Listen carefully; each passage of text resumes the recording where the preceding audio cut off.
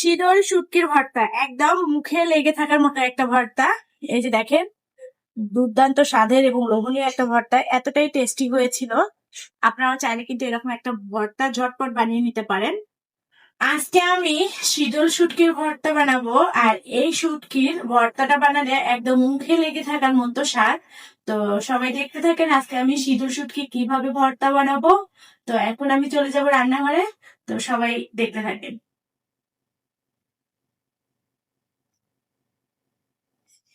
এই তো, এখানে আমি শীতল শুটকি নিয়েছি। প্রায় 5 থেকে 6টা আছে, এগুলো একটু ছোট সাইজের। সাথে নিয়েছি রসুনের কোয়া। আর এখানে নিয়েছি শুকনো মরিচ, এই ভর্তাটা করতে কিন্তু মাস্ট শুকনো মরিচ লাগবে। আর এখানে আমি নিয়েছি পেঁয়াজ কুচি। তো আজকে আমি এই শীতল শুটকিটা কিভাবে ভর্তা বানাবো আপনারা দেখতে থাকেন। আমি কিন্তু এই যে শীতল শুটকির মাথাগুলো ফেলাই দেব, এগুলো কিন্তু আমার হচ্ছে অনেকেই ফ্যাসা মাছও বলে বা বাঁশপাতালি শুটকিও বলে। তো আমাদের গ্রামে কিন্তু আমরা শীতল শুটকি বলেই জানি। তো এখন হচ্ছে মাথাগুলো এই যে ভেঙে নিলাম, মাথাগুলো দিব না, এগুলো ফেলাই দেবো।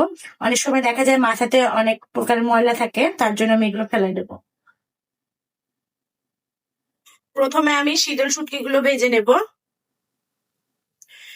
আপনারা দেখতে থাকেন, আসলে আমি আজকে এই ভর্তাটা কিভাবে বানাবো, একদম মুখে লেগে থাকার মতো স্বাদ। ঠিক আছে, অনায়াসে 1.5 প্লেট 2 প্লেট ভাত খাওয়া যাবে এই শীতল শুটকির ভর্তা দিয়ে।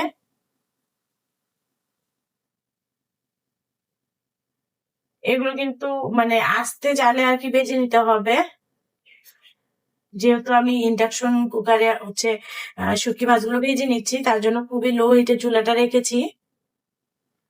আমি জানি না আমার এই ভর্তার রেসিপিটা আপনাদের কাছে কেমন লাগে, বা ভর্তার রেসিপি গুলো অবশ্যই ভালো লাগলে আমার একটা ভর্তার রেসিপি হচ্ছে প্লে লিস্ট আছে, আপনারা দেখতে পারেন চাইলে।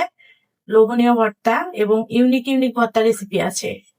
আমার কিন্তু শুটকি গুলো ভাজা হয়ে গেছে, এখন তুলে নেব। এখন হচ্ছে শুটকি গুলো তুলে নেব।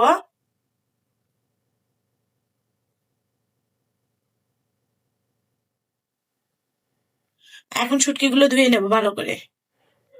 শুটকি গুলো কিন্তু খুব ভালো করে ধুয়ে নিতে হবে, যাতে যেন কোনো বালু না থাকে। অনেক সময় কিন্তু শুটকিতে অনেক বালু থাকে, তো তার জন্য আমি খুব ভালো করে ধুয়ে নিচ্ছি।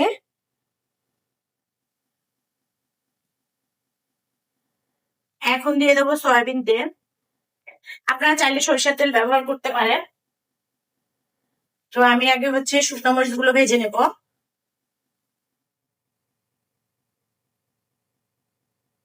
সাথে একটা কাঁচামরিচ দিয়ে দেবো।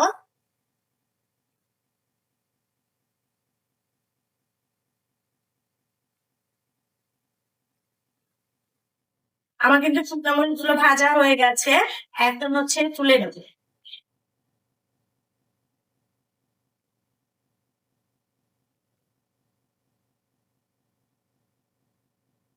এখন দিয়ে দেবো পেঁয়াজ কুচি।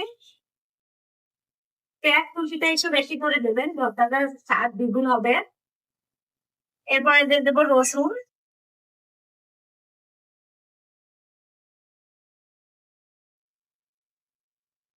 এখন হচ্ছে রসুন আর পেঁয়াজ ভালো করে ভেজে নেব।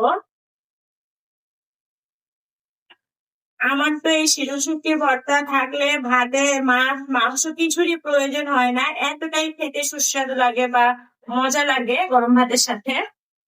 আপনারা কিন্তু শীতল শুটকির ভর্তা চাটনি বানিয়ে নিতে পারেন, ভীষণ মজা লাগে। একদিন অবশ্যই চাটনিটাও আপনাদের সাথে শেয়ার করবো শীতল শুটকির।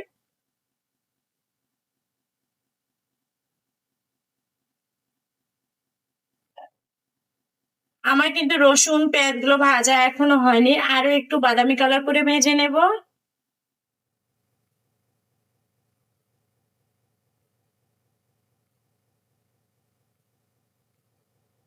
আমার কিন্তু রসুন পেঁয়াজ গুলো ভাজা হয়ে গেছে, এখন তুলে নিচ্ছি।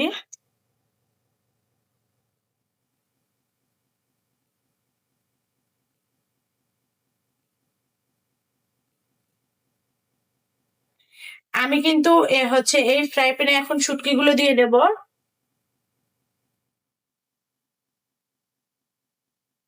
এরপরে দিয়ে দেব সামান্য একটু হলুদের গুঁড়া, যাতে যেন ভর্তার কালারটা খুব সুন্দর হয়।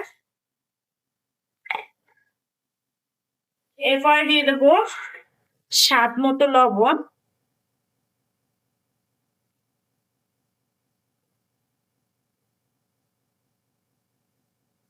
এখন একটু নেড়ে চেড়ে নেব।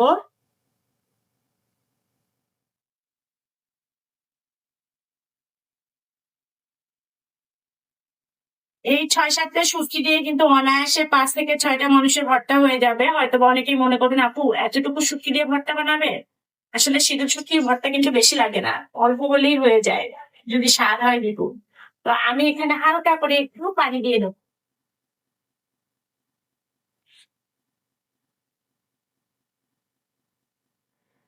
এখন হচ্ছে ঢেকে দেবো কিছুক্ষণের জন্য।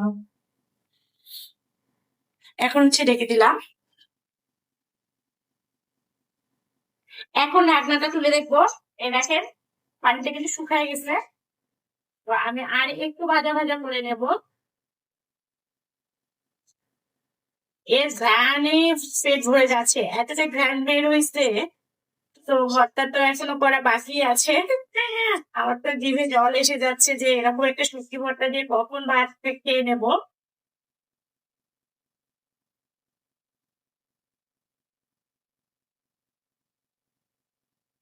এখন কিন্তু শুটকি গুলো তুলে নেব। এই যে,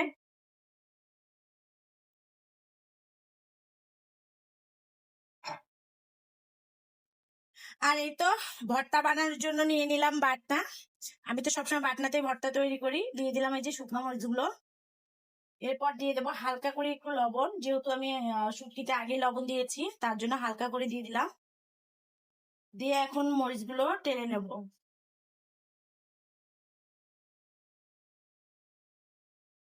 আমার কিন্তু মরিচগুলো টেলে নেওয়া হয়েছে। এখন দিয়ে দেবো রসুন আর পেঁয়াজ ভেজে রাখা।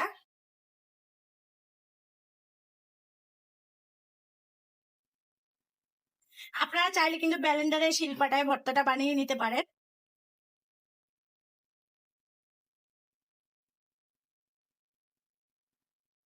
আমার কিন্তু রসুন পেঁয়াজ গুলো বাটা হয়ে গেছে। এখন কিন্তু মাছগুলো দিয়ে দেবো, শুটকি মাছগুলো।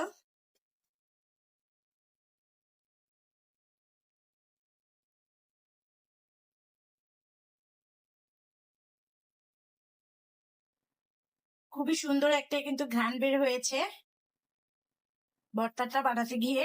এতটাই ঘ্রাণ বের হয়েছে যে বাটনা চেটেপুটে খেয়ে নিতে হবে, এরকম একটা ঘ্রাণ বের হয়েছে।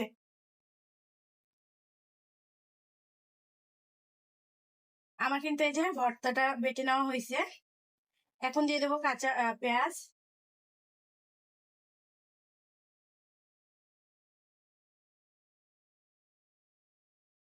এখন হাতের সাহায্যে কিন্তু কাঁচা পেঁয়াজটা দিয়ে মাখিয়ে নেব।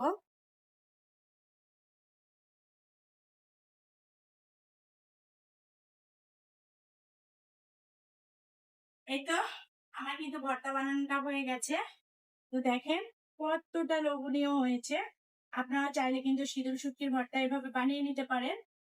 তো আমার ভর্তার রেসিপিটি যদি আপনাদের কাছে ভালো লেগে থাকে তাহলে অবশ্যই লাইক কমেন্ট শেয়ার করে পাশে থাকবেন। সবাই ভালো থাকবেন, সুস্থ থাকবেন। আল্লাহ হাফেজ।